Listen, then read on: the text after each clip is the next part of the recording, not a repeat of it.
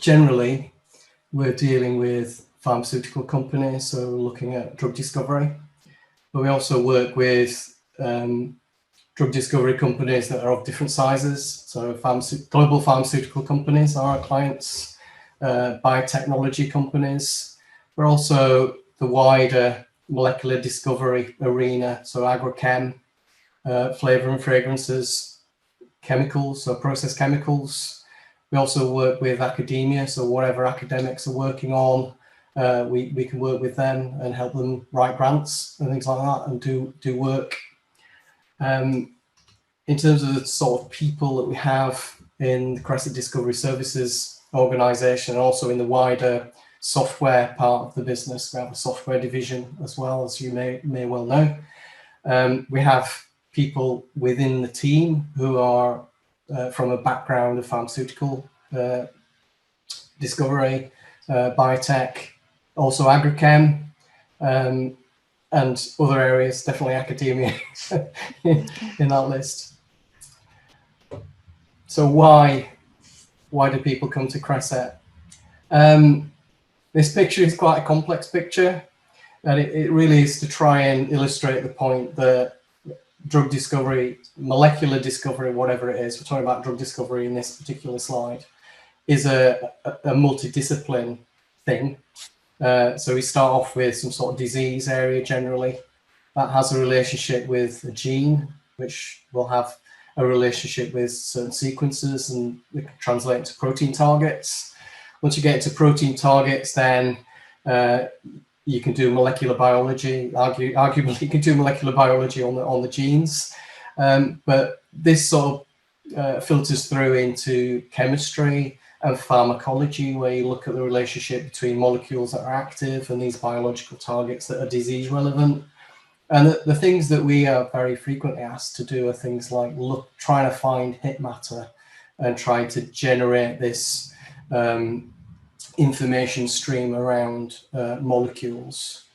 But a lot of this is about information, and information is gathered at different points in this process, and we may interact with our clients at a different point in their discovery process, in which they might have some information and not others.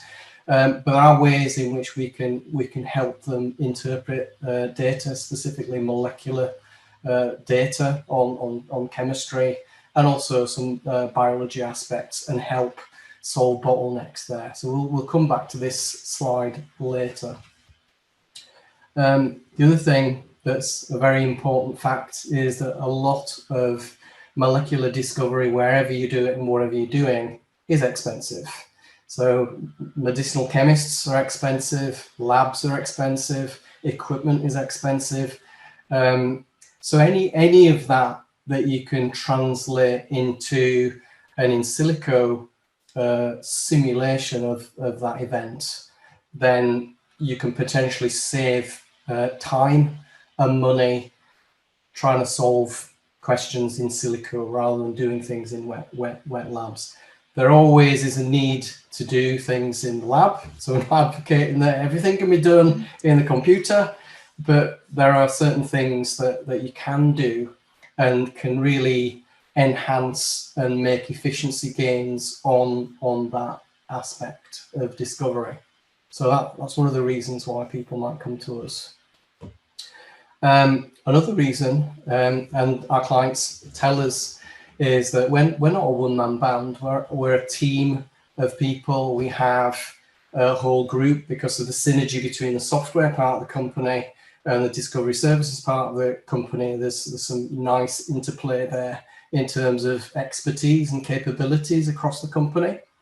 So we can make use of people that are expert in certain aspects. So we've got expertise. We're very used to working with external clients where speed is important, and we deliver to a schedule, a plan. We're also flexible, so we have multiple flexible ways of working. We've got different business models that we can deploy in relationships with clients. And again, bringing back the software part of this, we can also develop bespoke things. So things that are not necessarily on the shelf right now, we can write pieces of software that can solve certain problems if those are specific.